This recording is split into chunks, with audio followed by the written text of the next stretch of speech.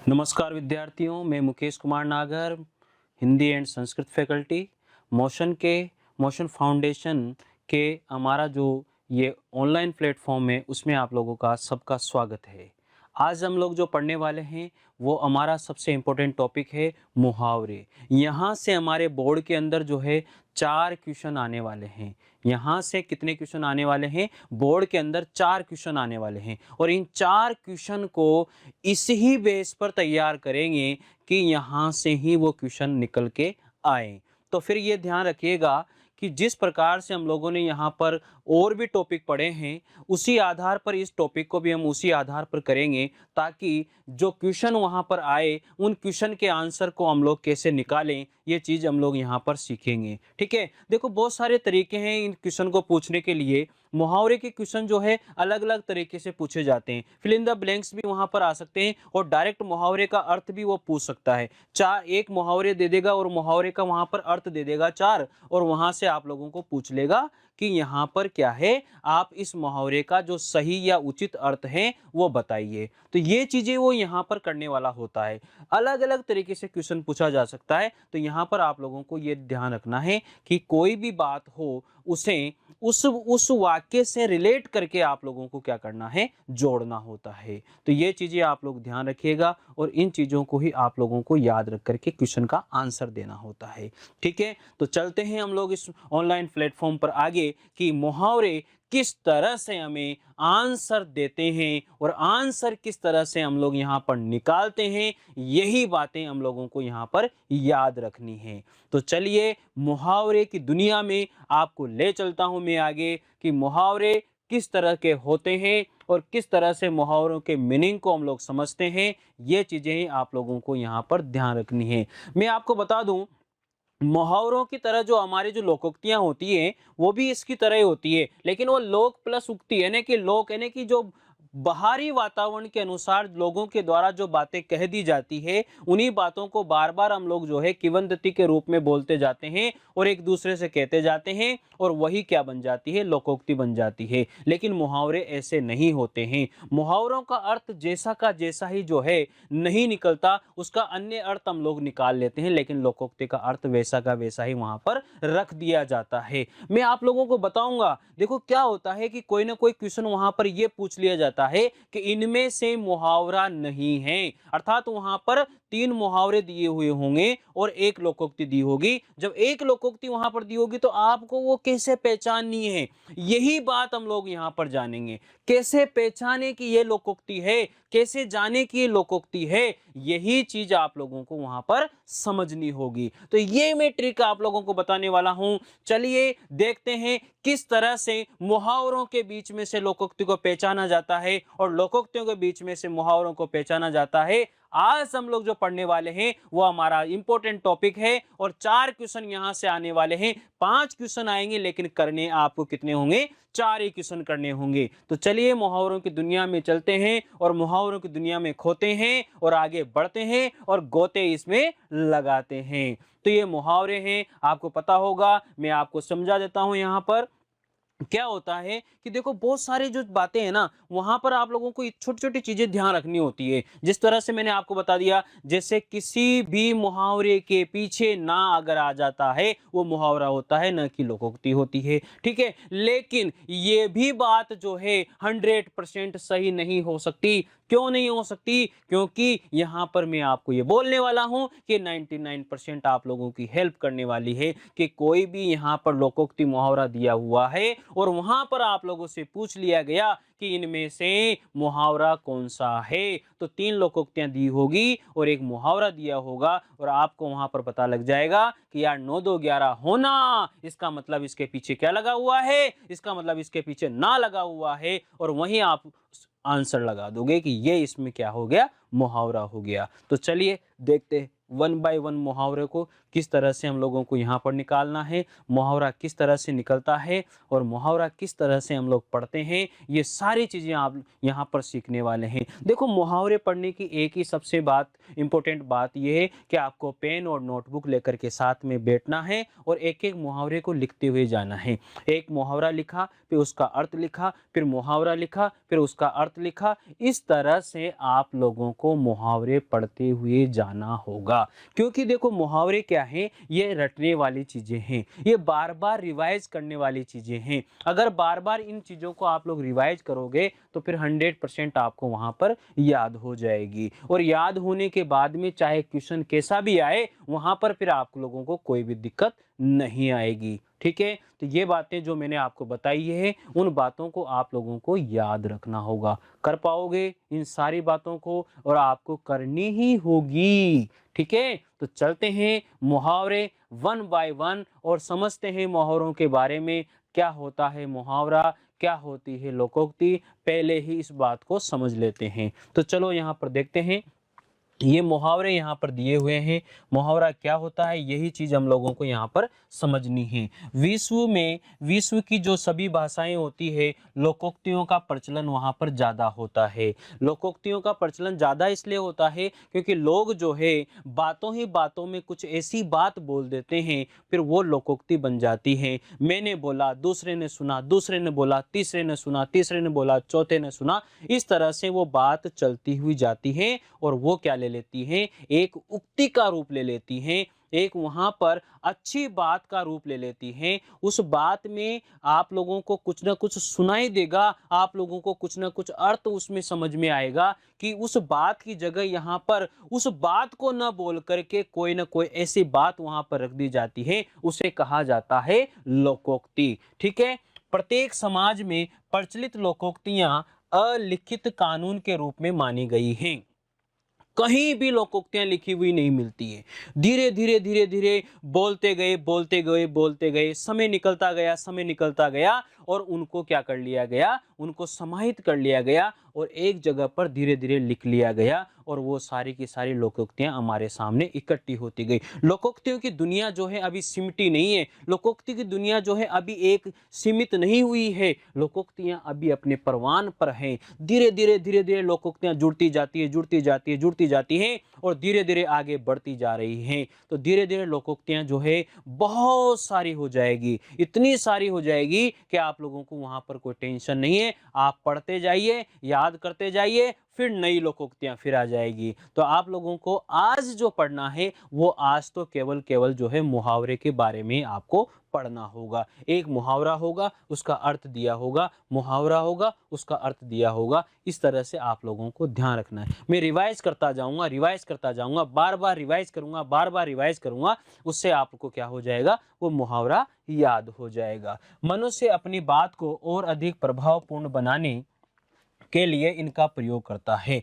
आपसे पूछा जाए कि लोकोक्तियों का प्रयोग जो है, लोकोक्तियों का प्रयोग यहाँ पर किस प्रकार से किया जाता है, तो लोकोक्तियों का प्रयोग यहाँ पर किस प्रकार से किया जाता है, लोकोक्तियों का जो प्रयोग होता है वो किस लिए होता है, वो हमारी जो बातें हैं उनको प्रभावपूर्ण वहाँ पर प्रस्तुत करने के लिए, प्रभावपूर्ण वहाँ पर तरीके से जमाने के लिए, प्रभावपूर्ण तरीके से बताने के लिए इन लोकोक्तियों का प्रयोग वहाँ पर किया जाता है। तो यही चीज है, यही समझने वाली बातें हैं जो आप लोगों को करनी होगी, आप लोगों को समझनी होगी, और याद भी आपको करना होगा, याद भी आपको रखना होगा। देखो, जहां जहां मैं आपको बोल देता हूं इस चीज को आपको रटना नहीं है, इस चीज को आपको ध्यान नहीं रखना है, वहां पर कोई दिक्कत नहीं। लेकिन यहां पर मैं आप लोगों से बोल रहा हूं कि इनको बार बार आप लोगों को पढ़ना होगा, बार बार आप लोगों को समझना होगा, बार बार इसकी प्रैक्टिस करनी होगी। इससे ये आपके माइंड के अंदर जो है क्या हो जाए, स्थिर हो जाए, और जब भी ये क्वेश्चन आए,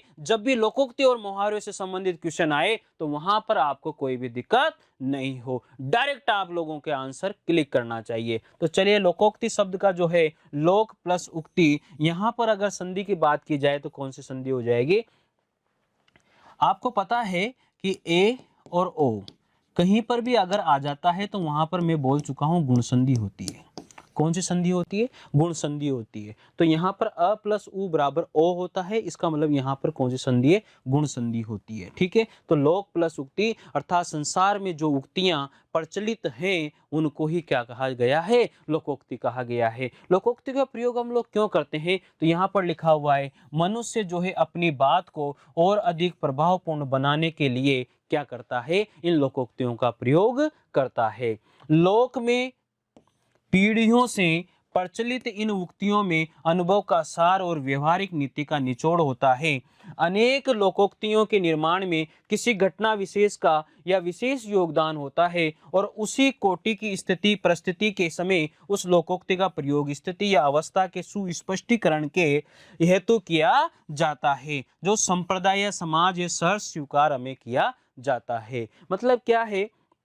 छोटी छोटी बातें यहाँ पर लिख दी जाती हैं। छोटी छोटी बातों से हम लोग क्या करते हैं? उस बात को प्रभावपूर्ण बनाने के लिए उन छोटी छोटी बातों को उसमें जोड़ देते हैं, तो वो बातें क्या हो जाती हैं? सारी की सारी प्रभावपूर्ण हो जाती है। जब प्रभावपूर्ण वो बातें हो जाती हैं, लोगों को दिमाग में वो बातें छा जाती हैं, तो वही बातें क्या हो जाती हैं? लोकोक्ति का रूप ले लेती हैं। तो इन बातों को ही आप लोगों को ध्यान रखना है। देखो, अब मुहावरे के बारे में यहाँ पर समझेंगे। मुहावरा क्या है? मुहावरा एक ऐसा वाक्यांश होता है जिसके प्रयोग से अभिव्यक्ति कौशल में अभिवृद्धि होती है। देखो, इनसे कोई मतलब नहीं है किससे अभिवृद्धि होती है, कौन सा क्या होता है, इनसे हमें कोई मतलब नहीं है। आपको तो क्या करना है कि जो मुहावरा होता है वो वाक्यांश होता है। मुहावरा जो होता है वो क्या होता है? एक वाक्यांश होता है। इन बातों को आपको ध्यान रखना है। तो अतः क्रिया का सामान्य रूप प्रयुक्त किया जाता है। वहां पर क्रिया का क्या किया जाता है? सामान्य रूप तो वहां पर क्या प्रयोग में लिया जाता है। तो जिस तरह से यहाँ पर दिया गया है, नाको चने चबाना, दांतों तले अंगुली दबाना, देखो सबके पीछे ना आ रहा है। तो यहाँ पर मुहावरे और लोकोक्ति की समझने की पहचान यही है। आप लोगों को इस ट्रिक के माध्यम से समझ लेना है कि मुहावरा क्या है और लोकोक्ति क्या होने वाली है।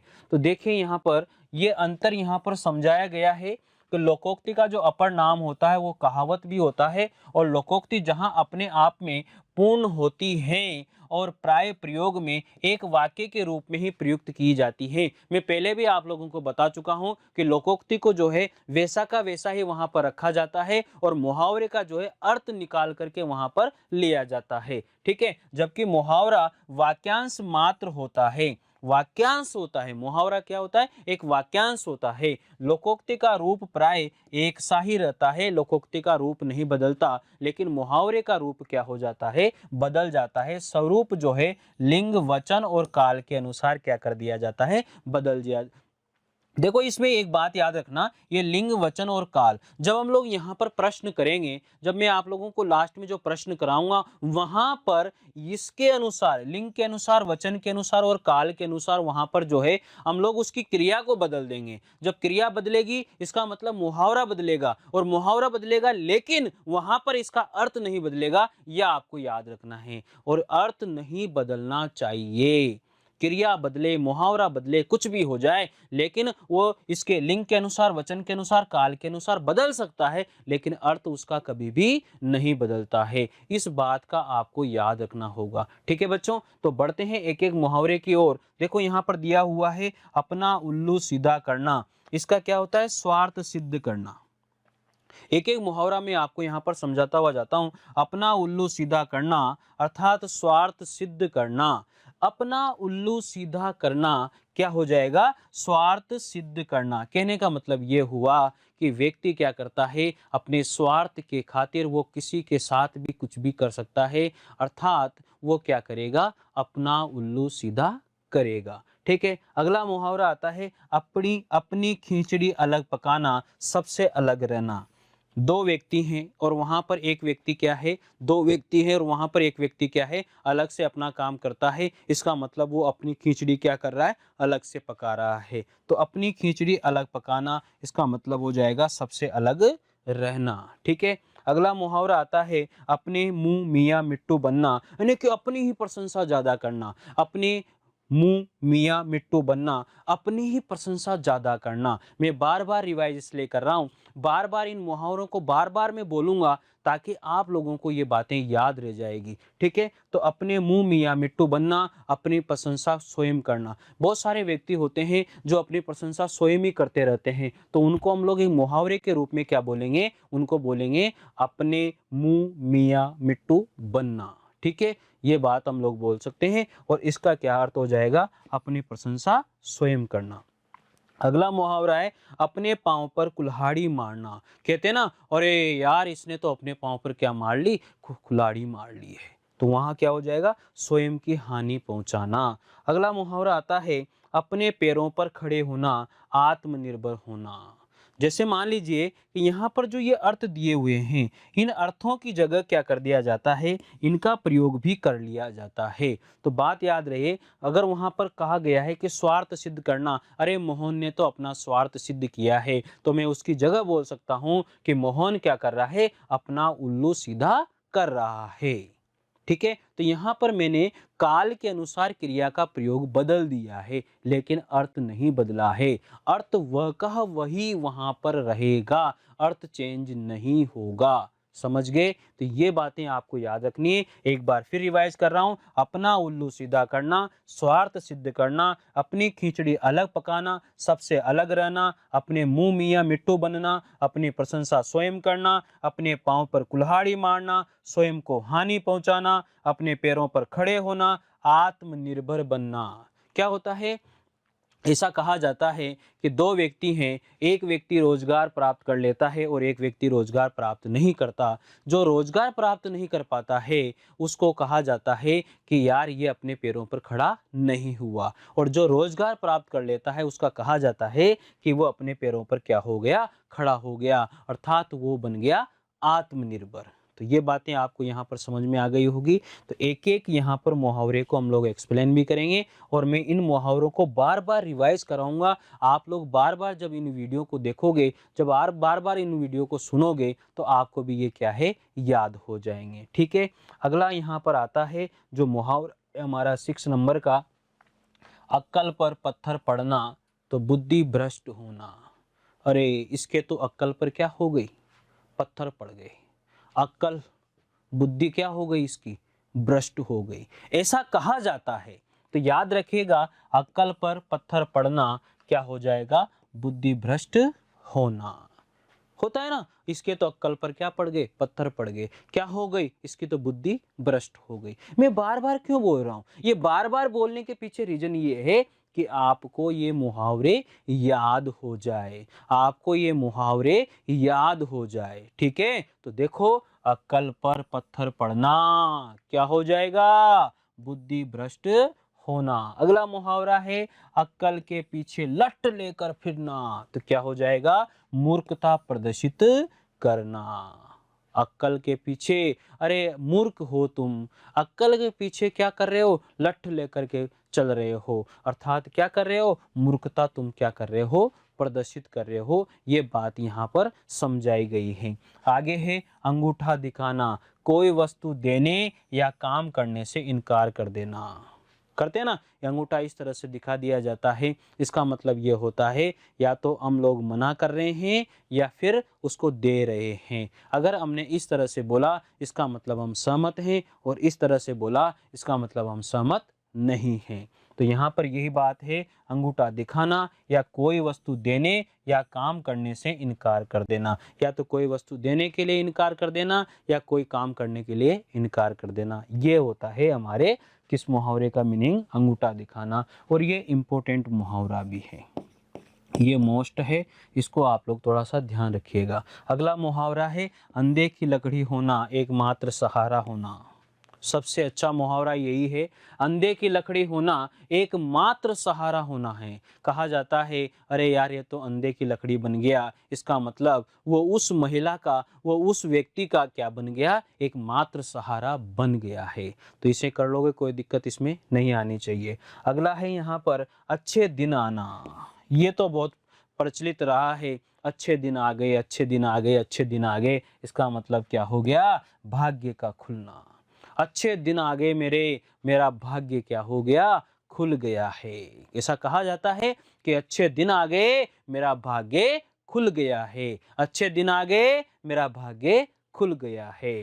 अंग अंग फूले न समाना, बहुत प्रफुल्लित होना, बहुत प्रसन्न होना, ऐसा कहा जाता है ना, बहुत खुशी होना। तो इसको यहाँ पर यह भी लिख सकते हैं, बहुत प्रशंसित होना, बहुत प्रशंसित, बहुत प्रशंसित होना, यह भी यहाँ पर लिखा जा सकता है। आनंदित होना, क्या होता है? आनंदित होना, ये भी यहाँ पर लिख सकते हैं, या बहुत खुश होना भी लिख सकते हैं, बहुत खुश होना, ये भी यहाँ पर लिखा जा सकता है। कोई दिक्कत वाली बात इसमें नहीं होती है। तो अंग अंग फूले न समाना, बहुत खुश होना या बहुत खुशी हो जाना, ऐसा कहा जाता है। अंगारों पर पैर रखना, खतरनाक मुहावरा है भाई, बहुत खतरनाक मुहावरा है। कहा जाता है कि अंगारों पर पैर रखना, अरे ये क्या कर रहा है, ये तो यार अंगारों पर ही क्या रख रहा है, पैर रख रहा है।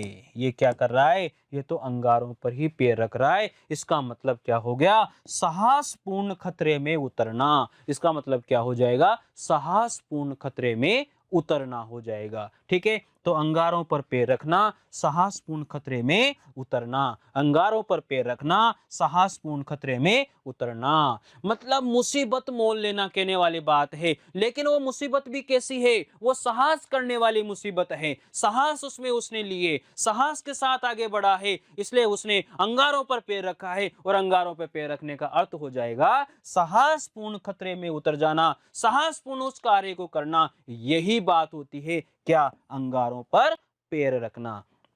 अगला मुहावरा आता है, आंख का तारा होना, आंखों का तारा होना, क्या हो जाएगा? बहुत प्यारा होना। आंखों का तारा होना, बहुत प्यारा होना, आंखों का तारा होना, बहुत प्यारा होना। और याद हो गया होगा आपको कि आंखों का तारा होना क्या? बहुत प्यारा होना। हो गया याद? चलिए आगे बढ़ते हैं। आंखें बिछाना, अरे पलकें बिछा देना, आंखें बिछा देना, यही बात है ना। तो अत्यंत प्रेम पूर्वक उसका क्या करना? स्वागत करना कहा जाता है। यानी कि आंखें बिछा देना, मैंने पलक पावड़े बिछा दिए, मैंने आपके सामने अपनी पलकों को बिछा दिया, मैंने आपके सामने अपनी आंखों को बिछा दिया। इसका मतलब आपका मैंने क्या किया? अत्यंत आदर पूर्वक, अत्यंत प्रेम पूर्वक मैंने आपका क्या किया? स्वागत किया है। ऐसा कहा जाता है, ऐसा समझा जाता है। आपको याद रखना है क्या? अरे भैया, आंखें बिछाने मुहावरे का मीनिंग क्या हो जाएगा? अत्यंत प्रेम पूर्वक स्वागत करना। क्या हो जाएगा मुहावरे का मीनिंग? अत्यंत प्रेम पूर्वक स्वागत करना हो जाएगा। कर लोगे? इन सारी बातों को याद रखना है, एक एक पॉइंट याद रखना है। जितने पॉइंट यहाँ पर समझाए गए हैं, इन सारे पॉइंट को याद करने हैं आप लोगों को। ठीक है ना? ये एक बार मैं फिर रिवाइज कर रहा हूं। अक्कल पर पत्थर पड़ना, बुद्धि भ्रष्ट होना, अक्कल के पीछे लठ लेकर के फिरना, मूर्खता प्रदर्शित करना, अंगूठा दिखाना, कोई वस्तु देने या काम करने से इनकार कर देना, अंधे की लकड़ी होना, एकमात्र सहारा होना, अच्छे दिन आना, भाग्य खुलना, अच्छे दिन आना, भाग्य खुलना, अंग अंग फूले न समाना, बहुत खुश होना, बहुत खुशी हो जाना, अंगारों पर पैर रखना, साहस पूर्वक खतरे में उतरना, आंख का तारा होना, बहुत प्यारा होना, आंखें बिछाना, अत्यंत प्रेम पूर्वक स्वागत करना। कैसे याद करोगे? बार बार इनको रिवाइज करना है। कैसे? अक्कल पर पत्थर पड़ना, बुद्धि भ्रष्ट होना, अक्कल के पीछे लठ लेकर फिरना, मूर्खता प्रदर्शित करना, अंगूठा दिखाना, कोई वस्तु देने से काम करने से इनकार कर देना, अंधे की लकड़ी होना, एकमात्र सहारा होना। इस तरह से आपको यहाँ पर याद करना होगा। चलिए देखिए, अब ये आता है हमारा 40 नंबर के बाद में 50 नंबर का मुहावरा। यह है आंखें खुलना। क्या है? आंखें खुलना, वास्तविकता का बोध होना। यार मेरी तो क्या हो गई? आंखें खुल गई, मुझे वास्तविकता का ज्ञान हो गया, मेरी आंखें खुल गई, मुझे क्या हो गया, वास्तविकता का ज्ञान हो गया है, मुझे पता लग गया है कि ये मेरी क्या है, वास्तविकता है। आपने देखा होगा बहुत सारी बातें ऐसी होती है, हम बहुत सारी बातों से अनजान होते हैं और हमें पता ही नहीं होता है, हम ख्वाबों की शेयर करते रहते हैं, हम कुछ ना कुछ इस तरह के ख्वाब में उड़ते रहते हैं, लेकिन हमें वास्तविकता पता नहीं होती। तो वहाँ पर ये मुहावरा सटीक आप लोगों को याद होना चाहिए, आंखें खुलना। अरे मुझे आंखें खुल गई मेरी, तो मुझे क्या हो गया, मुझे वास्तविकता का क्या लग गया, मुझे वास्तविकता का पता लग गया है, मेरी आंखें खुल गई है। आंखें खुलना मुहावरे का अर्थ होगा क्या, वास्तविकता का पता लगना। आंखें खुलना मुहावरे का अर्थ होगा वास्तविकता का पता लगना। इस तरह से बार बार रिवाइज करेंगे, बार बार इस बात को पढ़ेंगे तो हमें याद हो जाएगा। अगला देखिए यहाँ पर मुहावरा जो आता है वह है 16 नंबर का, आंखों से गिरना। मेरी आंखों से दूर हो जा, मेरी आंखों से गिर गया है, इस तरह की बातें होती है ना, तो यही मुहावरा वहीं पर लेके जाता है हम लोगों को। आंखों से गिरना, आदर कम हो जाना, आदर या फिर सम्मान कम हो जाना, कम हो जाना, कम होना, सम्मान कम हो जाना, आदर सत्कार कम हो जाना, आदर सत्कार कम होना, आदर सत्कार कम होना। इस तरह से कुछ भी अर्थ इसका इनमें से निकाल सकते हैं, लेकिन मेनली जो अर्थ है वो यही है, आदर कम हो जाना, आदर कम हो जाना, सम्मान कम हो जाना, उसका आदर सत्कार कम हो जाना, ये होता है आँखों से गिरना। मेरी आँखों से गिर गए हो, अर्थात आदर जो है, आदर सत्कार जो है मेरे सामने तुम्हारा क्या हो गया है, कम हो गया है। यही चीज़ यहाँ पर समझाई गई है। इन बातों को ही याद रखना है, इन चीज़ों को याद रखना है। आप लोगों को याद करना है, आंखों से गिरना, आदर कम हो जाना, आंखों से गिरना, आदर कम हो जाना। देखिए अगला मुहावरा, आंखों में धूल झोंकना। अरे क्या हो गया, धोखा देना। आंखों में धूल झोंकना, आंखों में धूल झोंकना, क्या हो जाएगा, धोखा देना। आंखों में धूल झोंकना, क्या हो जाएगा, धोखा देना। तो ये जितने भी हैं ये सब क्या हैं, ये सब अर्थ हैं, और ये जितने भी हैं ये सब क्या हैं, मुहावरे हैं। याद रखना भाई, इधर वाले मुहावरे हैं, यानी कि ये जो और ये, याद रखना इधर वाले मुहावरे हैं और इधर वाले क्या हैं, अर्थ हैं। ठीक है ना, इतना तो आप लोग समझते हो यार, शुरू से पढ़ते हुए आए हो। तो चलो, आंखों में धूल झोंकना, धोखा देना। आंखों में धूल झोंकना, धोखा देना। अगला मुहावरा आता है, आंख दिखाना। आंखें दिखाना, आंखें दिखाना, इसका मतलब क्रोध करना, इसका मतलब डराना, इसका मतलब डराना, इसका मतलब क्रोध करना। आंखें दिखाना, क्रोध करना, आंखें दिखाना, क्रोध करना। इस तरह से आप लोगों को याद करना है। तो क्या हो जाएगा, आंख दिखाना, क्रोध करना, डराना। ठीक है, कर लोगे याद, कोई दिक्कत इसमें नहीं होनी चाहिए। अगला है, आटे दाल का भाव मालूम होना। आटे दाल का भाव मालूम होना, बड़ी कठिनाई में पड़ जाना। कहते हैं ना, जब समय खराब होता है तो वहाँ पर कहा जाता है कि भैया जब मेरा समय खराब आया तो मुझे आटे दाल का भाव भी क्या हो गया, मालूम पड़ गया। इसका मतलब पहले मेरे जब समय सही था तब मुझे कुछ भी एहसास नहीं होता था, और आज की तारीख में मेरा जब समय खराब रहा तो उस समय मुझे आटे दाल का भाव भी मालूम नहीं था, जो पड़ गया है। अर्थात बड़ी कठिनाई में मैं पड़ गया था, मुझे सारी चीज़ें याद आ गई, आटे दाल का भाव मुझे मालूम हो गया। इसका मतलब मैं बड़ी बड़ी कठिनाइयों में पड़ गया हूँ, बड़ी बड़ी कठिनाइयाँ मैंने झेली है, बड़ी बड़ी कठिनाइयाँ मैंने सहन करी है, इसलिए मुझे आटे दाल का भाव क्या हो गया, मालूम हो गया है। कर लोगे, कोई दिक्कत नहीं है। अगला है, आग बबूला होना। बहुत से होते हैं ना, अरे यार तू तो आग बबूला हो गया, अरे तू आग बबूला कैसे हो रहा है। आग बबूला होना, बहुत ही गुस्सा, बहुत ही क्रोध। यहाँ पर लिख सकते हैं हम लोग बहुत क्रोधित। क्या है? बहुत क्रोधित होना, बहुत क्रोधित होना, ये लिख सकते हैं हम लोग यहाँ पर। अरे गुस्सा बोलो या क्रोधित बोलो या क्रोध बोलो, एक ही बात है, ठीक है, कर सकते हो, इसमें कोई दिक्कत नहीं है। तो आग बबूला होना यानी कि बहुत गुस्सा होना, बहुत क्रोधित होना किया जा सकता है। इसमें कोई आपको दिक्कत आपत वाली इसमें कोई बात नहीं है, कोई परेशानी नहीं है। वो तो क्या हो गया, अरे वो तो आग बबूला हो गया है। वो क्या हो रहा है? आग बबूला हो रहा है।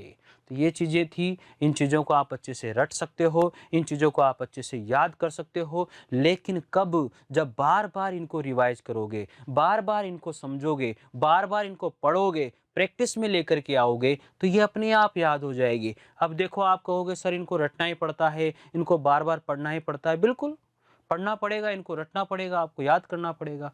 कब? जब जब भी इनको पढ़ें, कभी इनको छोड़े नहीं और पढ़ते ही रहें, तो फिर एक बार फिक्स होने के बाद में कभी इनको आप भूलोगे ही नहीं। तो चलिए देखते हैं। आग बबूला होना, बहुत गुस्सा होना, मेरे हिसाब से याद हो गया होगा। अगला मुहावरा है आग से खेलना, जानबूझ करके मुसीबत मोल लेना। जानबूझ करके मुसीबत क्या है? मोल लेना। ठीक है, जानबूझकर मुसीबत मोल लेना। ठीक है, तो आग बबूला या आग से खेलना, आग बबूला तो ये रहा, यहाँ पर क्या हो जाएगा? गुस्सा होना, बहुत गुस्सा होना। लेकिन ये कह रहा है कि आग से खेलना, तो क्या हो जाएगा? जानबूझकर मुसीबत मोल लेना। अरे भैया उसके पास मत जा, क्या हो जाएगा? आग से खेलना पड़ेगा।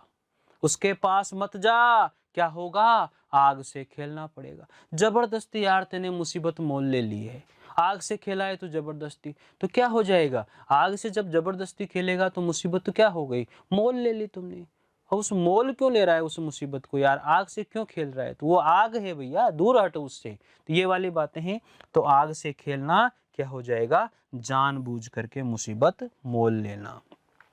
मतलब मैं बार बार रिवाइज इसलिए करता हूं कि आपको याद हो जाए। आप बार बार जब इसको सुनोगे ना तो आपको याद हो जाएगा। ठीक है, तो आग से खेलना, जानबूझ करके मुसीबत मोल लेना। ठीक है, आगे है आग में घी डालना। अब उसने क्या किया? आग से खेला, मुसीबत को उसने क्या ले लिया? मोल ले लिया है। तो अब क्या किया उसने? आग में घी डाल दिया। आग में घी डालेगा तो क्रोध। अरे जैसे आग होती है ना, आग में क्या किया जाता है? घी डाल दिया जाता है। जब आग में घी डालेंगे तो आग क्या हो जाएगी? तेज हो जाएगी। उसी तरह से उसने कोई भड़के हुए व्यक्ति को, कोई व्यक्ति क्रोधित है और उसको और गुस्सा आप दिला रहे हो, उस व्यक्ति को गुस्सा आप और दिला रहे हो। जब गुस्सा गुस्सा वो और दिलाओगे तो क्या होगा? उसका गुस्सा भड़केगा। तो उसको कहा किसने? उसने, कवि राइटरों ने कहा आग में घी डालने का काम तो आप ही कर रहे हो। अरे मोहन, आपने क्या किया? आग में घी डाल दिया, यानी कि सुरेश को आपने और भी क्रोधित कर दिया। इस तरह से वाक्यों में इनका प्रयोग भी किया जा सकता है। अगला देखो, आंच न आने देना। यार उसने मुझे कभी भी हानि या कष्ट नहीं होने दिया। इसका मतलब मुझे उसने कभी भी आंच नहीं आने दी। वो हमेशा मेरा सहारा बना, हमेशा मेरे साथ रहा, हमेशा मेरे पीछे रहा, हमेशा उसने मुझे धोखा नहीं दिया, हमेशा उसने मेरी सहायता करी है, हमेशा उसने मेरी मुसीबत में मेरी हेल्प करी है, मुझे आंच नहीं आने दी उसने। कहा जाता है ना ऐसा, वही ये मुहावरा कहता है कि आंच न आने देना, अर्थात हानि या कष्ट न होने देना।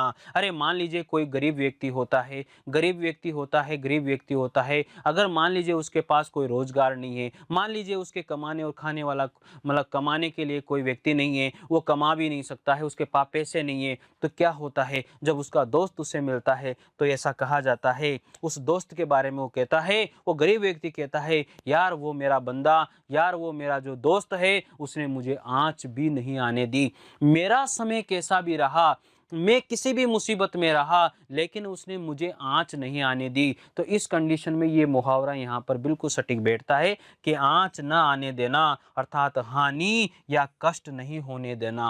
आँच नहीं आने देना अर्थात कष्ट या हानि नहीं होने देना। ये मुहावरा इस बात को यहाँ पर बताता है। अगला मुहावरा आता है आड़े हाथों लेना।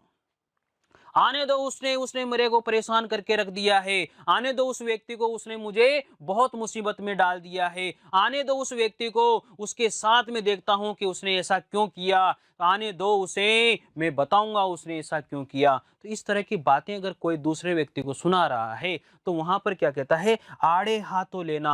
आने दो उसे, मैं कुछ ना कुछ ऐसा बहुत बुरा सुनाने वाला हूं, अर्थात मैं उसे आड़े हाथों लेने वाला हूं, अर्थात मैं उसे खरी खरी सुनाने वाला हूं। समझ में आ गई होगी बात। अच्छे से समझ लेना, एक एक मुहावरे को एक्सप्लेन कर रहा हूं, कहाँ किस मुहावरे की बात समझ में नहीं आए ऐसा हो नहीं सकता। इसलिए आपको यहाँ पर मैं बार बार रिवाइज कर रहा हूँ, बार बार समझाने की कोशिश कर रहा हूँ। आप लोग इस बात को ध्यान रखिएगा। एक बार फिर रिवाइज करते हैं। आंखों से गिरना, आदर कम होना। आंखों से गिरना, आदर कम होना। आंखों में धूल झोंकना, धोखा देना। आंखों में धूल झोंकना, धोखा देना। आंख दिखाना, क्रोध करना। आंख दिखाना, क्रोध करना या डराना। आटे दाल का भाव मालूम होना, बड़ी कठिनाई में पड़ जाना। आटे दाल का भाव मालूम होना, बड़ी कठिनाई में पड़ जाना। आग बबूला होना, बहुत गुस्सा होना। आग बबूला होना, बहुत गुस्सा होना।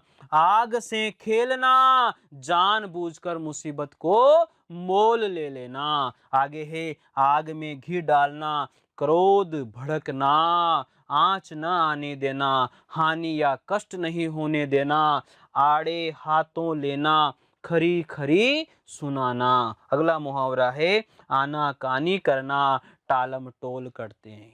अरे कहा जाता है ना, किसी व्यक्ति को आपने काम दिया और किसी व्यक्ति को काम देने के बाद में वो क्या करता है, आनाकानी करता है। जब उस काम को उसे नहीं करना होता है तो वो क्या करेगा, आनाकानी करेगा, कुछ ना कुछ बहाना बना देगा। तो उसे क्या कहा गया, उसे कहा गया आनाकानी करना। ठीक है, और आनाकानी करना मतलब उस कार्य के लिए वो क्या कर रहा है, टालम टोल कर रहा है, बहाने बना रहा है। तो उसे कहा जाता है आनाकानी करना या टालम टोल करना या बहाने बनाना। अगला यहाँ पर आता है हमारा मुहावरा, यहाँ पर 26 नंबर का, आंचल पसारना। आंचल पसार देना, आंचल पसार देना और क्या हो जाएगा, याचना करना। अरे किसी व्यक्ति के सामने जाकर के आपने क्या कर दिया, अपने आंचल को फैला दिया, अपनी झोली को फैला दिया। और आपने झोली को फैला देना अर्थात उस व्यक्ति के सामने आपने बहुत सारी याचनाएं करी है, आप उस व्यक्ति के सामने कुछ न कुछ मांग रहे हो, इसलिए कहा जाता है अपने आंचल को फैला देना, अपनी झोली को फैला देना, अर्थात कुछ न कुछ मांगना या कुछ न कुछ उसके सामने जाकर के याचना करना। ठीक है, बात समझ में आ गई होगी। अगला मुहावरा आता है आस्तीन का सांप होना। सबसे खतरनाक मुहावरा है ये, सबसे खतरनाक मुहावरा है आस्तीन का सांप होना। सबसे खतरनाक मुहावरा है ये, ठीक है ना। इस मुहावरे को तो याद रखिएगा। जिस तरह से आप दो दोस्त हो और दो दोस्त के बीच में लड़ाई हो जाती है और लड़ाई होने के बाद में एक दोस्त कहता है मैं देख लूंगा तुझे, तो वहां पर वो दोस्त जो है वो आस्तीन का सांप का कार्य कर सकता है। कहने का मतलब ये हुआ कि आपके साथ रह करके आपसे कभी भी वो धोखा कर सकता है। तो ऐसे व्यक्ति को क्या कहा जाता है, साथ रह करके धोखा करने वाले व्यक्ति को क्या कहा जाता है, आस्तीन का सांप कहा जाता है। क्या कहा जाता है, आस्तीन का सांप कहा जाता है। और सांप तो आप समझते हो, अर्थात वो होता है कपटी मित्र। क्या होता है, ऐसे व्यक्तियों को क्या कहा जाता है, ऐसे व्यक्तियों को कपटी मित्र कहा जाता है। कर लोगे, कोई दिक्कत नहीं है। ऐसे व्यक्तियों को क्या कहा जाता है, ऐसे व्यक्तियों को कपटी मित्र कहा जाता है। ये सारी बातें आपको याद रखनी है भैया। ये तो जो मुहावरा है ना, ये दिल के करीब रखना, क्योंकि कोई पता नहीं है कि कौन सा मित्र कब आस्तीन का सांप निकल जाए। कहते हो ना, अरे वो व्यक्ति तो मेरे साथ रहता था और मेरे क्या निकला, वो आस्तीन का सांप निकला यार। इसका मतलब वो मेरा कपटी मित्र निकला। अगला मुहावरा आता है आकाश के तारे तोड़ना। आकाश के तारे तोड़ना इसका मतलब है असंभव कार्य करना। और मैं चाहता हूं, आकाश ने आकाश के तारे तोड़े हैं, इसका मतलब जो कार्य असंभव था, जो काम वो नहीं कर सकता था, उसने मेहनत के दम पर उस कार्य को किया। इसका मतलब उस आकाश ने आकाश के तारों को क्या कर लिया, तोड़ लिया है। तो आकाश के तारे तोड़ना अर्थात असंभव कार्य करना। आकाश के तारे तोड़ना अर्थात असंभव कार्य करना। आकाश के तारे तोड़ना असंभव है, तो यहाँ पर इसका मीनिंग भी क्या हो गया, असंभव कार्य करना। जो कार्य कठिन है उस कार्य को करना अर्थात आकाश के तारे तोड़ना। ठीक है, अगला मुहावरा आता है आसमान से बातें करना, बहुत ऊंचा होना। आप यहाँ पर बड़ी बड़ी बातें कर रहे हो, बड़ी ऊंची ऊंची बातें कर रहे हो, तो कहा जाता है आप आसमान से बातें कर रहे हो। यार आसमान से बातें मत करो भाई, जमीन पे रहो। आसमान से बातें करने का मीनिंग यहाँ पर इसने बताया है कि बहुत ऊंचा होना। मैं चाहता हूं कि तुम आसमान से क्या करो, बातें करो। तो आप क्या करो, बहुत ऊंचे हो जाओ। क्या हो जाओ, बहुत ऊंचे हो जाओ। अगला है आकाश सिर पर उठाना, बहुत शोर करना। आकाश सिर पर उठाना, बहुत शोर करना। आकाश सिर पर उठाना। देखो बहुत सी जगह पर क्या है कि हम लोग चले जाते हैं और जाने के बाद में वहाँ पर कोई ना कोई एक व्यक्ति ऐसा होता है जो चिल्ला चिल्ला के बातें कर रहा है। तो आप क्या कहते हैं, अरे यार उसने पूरा आकाश सिर पे उठा रखा है। तो वही बात है ये, यहाँ पर यही चीज समझाई गई है कि आकाश सिर पर उठाना क्या हो जाएगा, बहुत शोर करना। आकाश सिर पर उठाना, बहुत शोर करना। कर लोगे, कोई दिक्कत नहीं है। आकाश पाताल एक करना, कठिन प्रयत्न करना। आकाश पाताल एक करना क्या हो जाएगा, कठिन प्रयत्न करना। कहने का मतलब ये हुआ आकाश पाताल उसने एक कर दिया, अर्थात उसने इतनी मेहनत करी कि उसने असंभव कार्य को भी संभव बना दिया। अर्थात आकाश और पाताल उसने क्या कर दी, एक कर दी है। तो यहाँ पर उसने क्या करी है, बहुत कठिन मेहनत करी है, अर्थात उसने क्या कर दिया, आकाश पाताल को एक कर दिया। उसने क्या कर दिया, बहुत कठिन मेहनत उसने की है। तो मेरे हिसाब से ये मुहावरे आपको एक एक मुहावरा जो है समझ में आ रहा होगा। अगला मुहावरा है आंख का काटा होना। होता है ना, आंख का कांटा होना। आंख का काटा होना तो बुरा लगना। यार एक बात बताओ, कोई व्यक्ति है और वो व्यक्ति आप लोगों को अच्छा नहीं लगता है, वो व्यक्ति आपको अच्छा नहीं लगता, तो आप क्या कहोगे, यार ये तो मेरे लिए क्या है, आंख का कांटा है।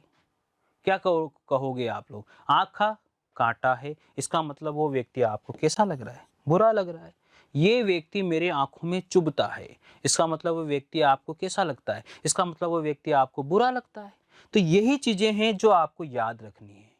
आंख का कांटा होना, इसका मतलब क्या हो गया, बुरा लगना।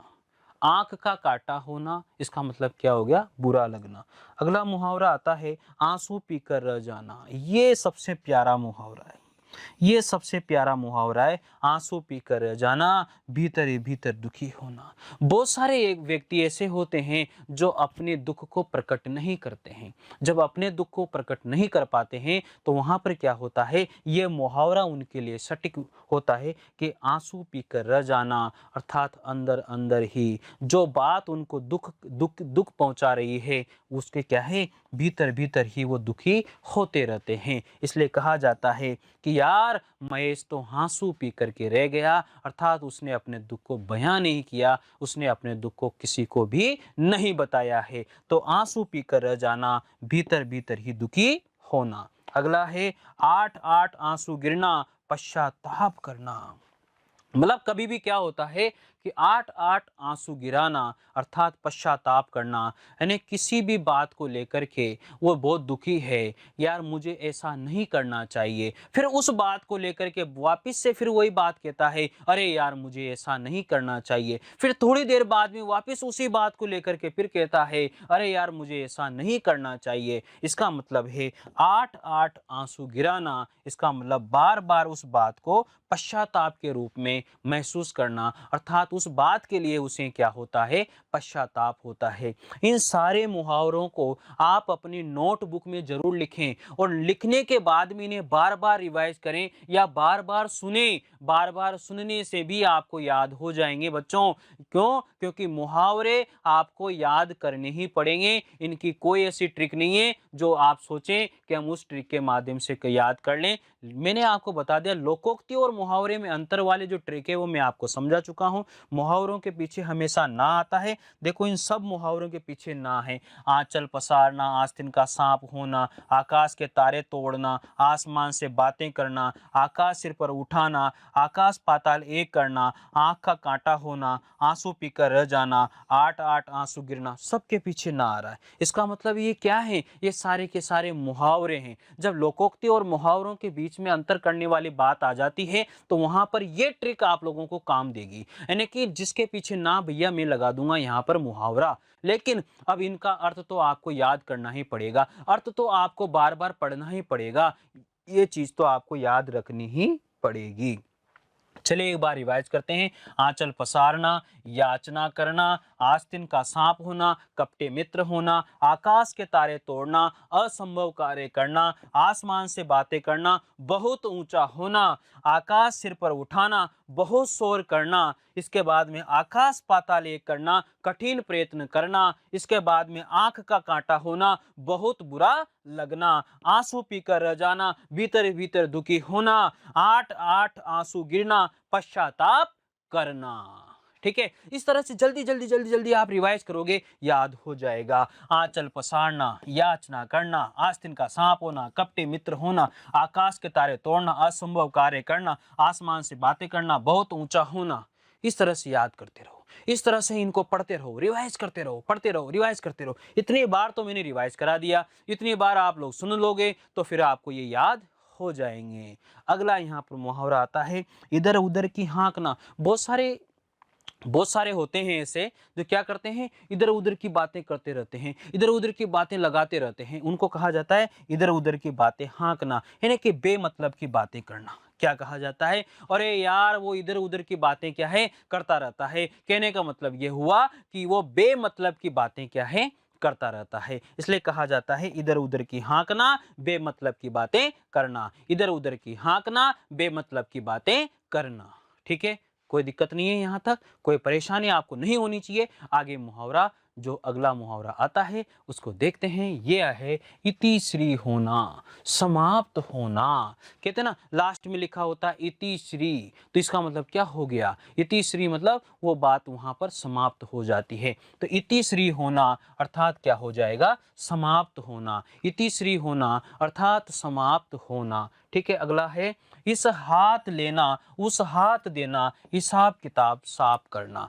देखो इस हाथ दिया, इस हाथ दिया और इस हाथ लिया, भैया तो इस हाथ दे दे और इस हाथ ले ले। इसका मतलब दोनों के बीच में क्या हो गया? जो हिसाब किताब था वो उनका बराबर हो गया है। भाई मैंने भी दे दिया और तूने भी दे दिया। जैसे मान लीजिए मैंने पैसे दे दिए, तूने वस्तु दे दी, इसका मतलब दोनों का हिसाब किताब क्या हो गया? बराबर हो गया। तो यही कहा गया है इस हाथ लेना, उस हाथ देना। देखो सबके पीछे ना आ रहा है, इसका मतलब मुहावरा है हिसाब किताब साफ रखना या हिसाब किताब साफ करना। ठीक है, अगला मुहावरा है ईद का चांद होना, बहुत दिनों बाद दिखाई देना। ये तो आप जानते हो, वैसे भी ईद का चांद आप सब भी क्या हो, हमारे लिए ईद का ही चांद हो। कभी कभी दिखते हो, कभी कभी मिलते हो, इसका मतलब आप हमारे लिए क्या हो? ईद का चांद हो। आपने देखा होगा बहुत सारे व्यक्ति ऐसे होते हैं जो बहुत सालों बाद नजर आते हैं, इसका मतलब वहाँ पर हम लोग उनसे कहते हैं अरे यार मोहन तुम तो क्या हो? ईद के चांद हो। अर्थात ईद का चांद जो है बहुत दिनों बाद में दिखाई देता है, इसलिए उसे ईद का चांद कहा गया। और यहाँ पर भी इसका मीनिंग यही होता है बहुत दिनों बाद में दिखाई देना। कर लोगे? कोई दिक्कत यहाँ पर नहीं होनी चाहिए। ये तो बहुत सिंपल है, इसको तो आप हमेशा ही पढ़ते हुए आए हो, ईद का चांद होना, बहुत दिनों बाद दिखाई देना। ठीक है, ईंट से ईंट बजाना, ईंट से ईंट बजा दूंगा, ईंट से ईंट बजा दूंगा, इतनी मेहनत करूंगा, इतनी मेहनत करूंगा, इतनी मेहनत करूंगा, ईंट से ईंट बजा दूंगा, अर्थात नष्ट कर दूंगा। जो मुसीबतें हैं उनको नष्ट कर दूंगा, जो समस्या है उनको नष्ट कर दूंगा। मेहनत करने में मैं ईंट से ईंट क्या कर दूंगा, बजा दूंगा। ऐसा कहा जाता है ना, ऐसा कहा जाता है। तो यही चीज है, ईंट से ईंट बजा देना, नष्ट कर देना, सारी मुसीबतों को, सारी समस्याओं को नष्ट कर देना। ईंट से ईंट बजा देना, नष्ट कर देना, ईंट से ईंट बजा देना, नष्ट कर देना। ठीक है, हो जाएगा याद। चलो, ईंट का जवाब पत्थर से देना, कड़ाई से पेश आना।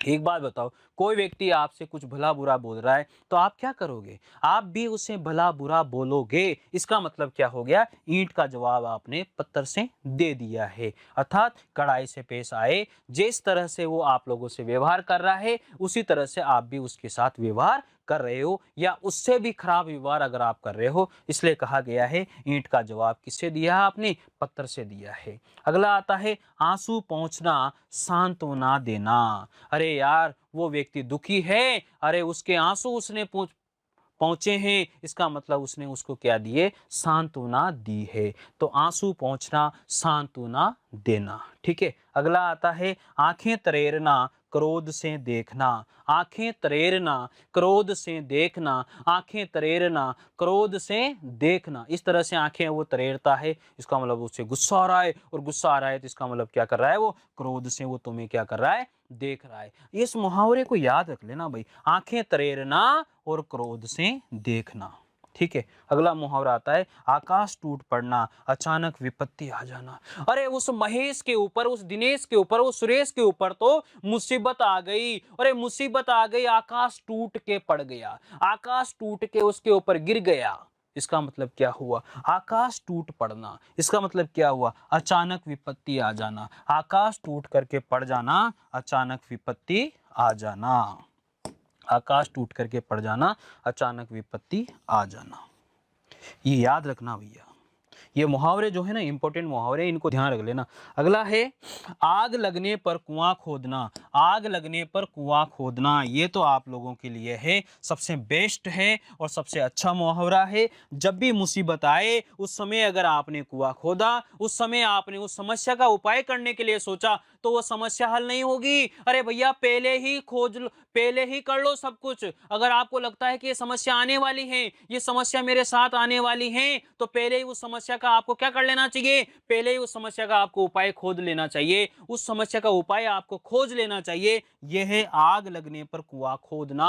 अरे उस समस्या के लिए कुआं खोद रहे हो, आपको पता है समस्या आने वाली है, तो भैया आग नहीं लगे, समस्या नहीं आए, उसके पहले उस समस्या का उपाय खोज लो। अरे आग नहीं लगे उसके पहले ही कुआं खोद लो, अर्थात समस्या के पहले ही उपाय खोज लेना चाहिए। एन मौके पर उपाय करना, मेरे हिसाब से ये अच्छे से आपको समझ में आ गया होगा।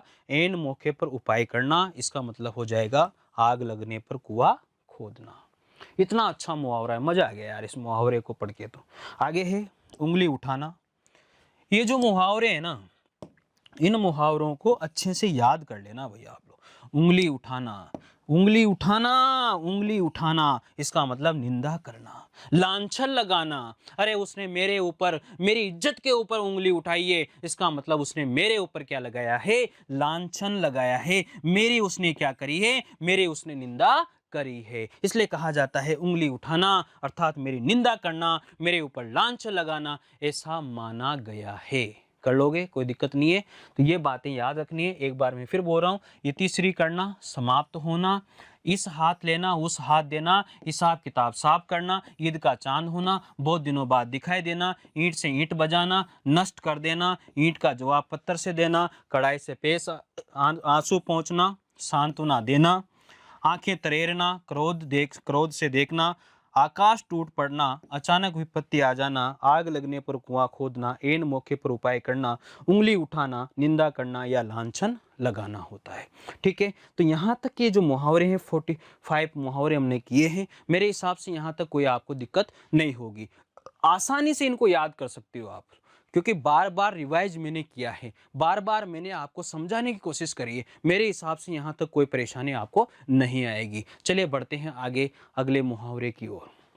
19-20 का फर्क होना, मामूली फर्क होना। अरे 19-20 है, 19-20 है, इसका मतलब मामूली, उसमें थोड़ी सी कमी है, ज़्यादा नहीं है, 19-20 से चल जाएगा, ऐसा कहा जाता है ना। तो वही चीज़ है, 19-20 का फर्क होना, मामूली फर्क होना। ठीक है, अगला है उल्टी गंगा बहाना, प्रचलन के विपरीत कार्य करना। अगला है उड़ती चिड़िया पेछाना, उड़ती चिड़िया पेछाना, इसका मतलब बहुत अनुभवी होना। बहुत अच्छा मुहावरा है, याद कर लेना भाई इसको। अगला है 49 उल्लू बनाना, इसका मतलब होता है मूर्ख बनाना। और अगला है उंगली पर नचाना, वश में करना। अरे यार वो दिनेश तो उंगली पर नचाता है, अर्थात उसने क्या है, सबको अपने वश में कर रखा है। तो ये बातें थी, ये सारी की सारी बातें, ये सारे के सारे मुहावरे आपको जिस तरह से मैंने रिवाइज किया है, जिस तरह से मैंने बार बार समझाया है, बार बार बोला है, बार बार रिपीट किया है, उसी तरह से आपको भी रिपीट करना है, उसी तरह से आपको भी अभ्यास करना है और उसी तरह से आपको भी समझना है। अगर आप लोगों ने इस तरह से प्रैक्टिस करी तो आपको याद हो जाएंगे, कभी आप इनको भूल नहीं पाओगे। देखो एक बार फिर, 19-20 का फर्क होना, मामूली फर्क होना, इसके बाद उल्टी गंगा बहाना, प्रचलन के विपरीत कार्य करना, उड़ती चिड़िया पहचाना, बहुत अनुभवी होना, उल्लू बनाना, मूर्ख बनाना, उंगली पर नचाना, वश में करना।